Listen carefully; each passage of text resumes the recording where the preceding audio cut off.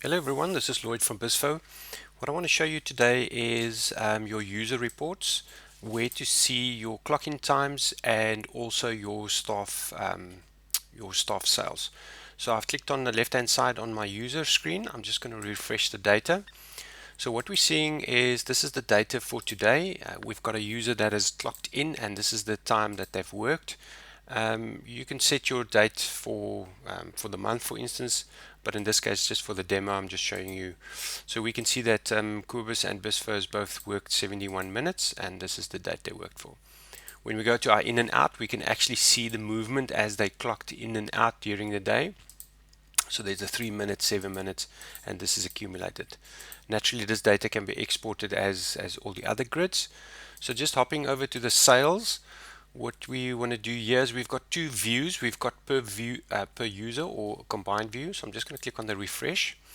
So because there's no user selected, this is a combined view. So we can see what our credit card and SnapScan sales were and the tips. If we go to the summary, we can see the total sales. We can see tender types with the tips. This is a user breakdown, how many transactions, item count, and again with the tips. So it's quite easy to see what the tip amount is you need to pay out. And then just your tips group, how is it split? And then if you want to see what the invoices were and items sold. So let's just have a look at specifically, let's see Quibus, what details we have here. So now this view is specific to Quibus, so we can see this is what he did. His tender types with his tips, his summary, and his tips grouped. And there we go. And these are the invoices and items sold. So possibly for your items sold, if you want to see who sold the most, this is just a quick way to see what they've sold. Guys, so just switching to the app quickly, if you want to see where this information comes from. On our menu, we have our users.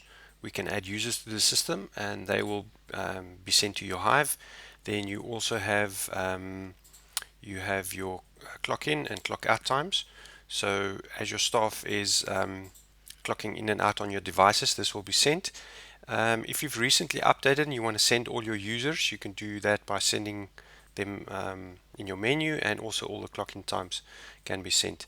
Then as per your normal transactions, let's just ring up something. Let's give a tip, let's call it 30.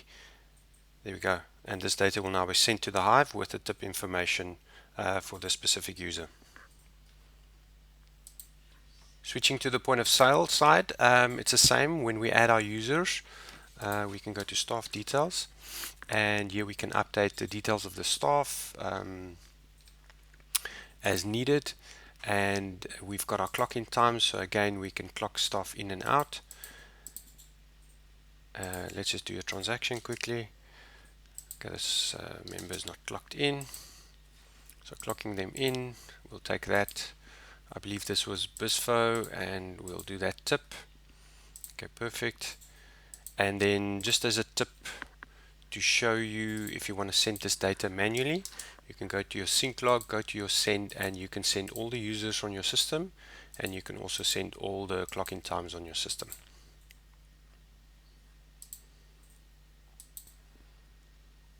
Okay, so just finishing off, I just have done some transactions on my point of sale and my tablet device, and the data is now showing. So with a combined view, we can just see these are the users and what they've clocked, what tips they have, and let's just see for some clock-in times as well.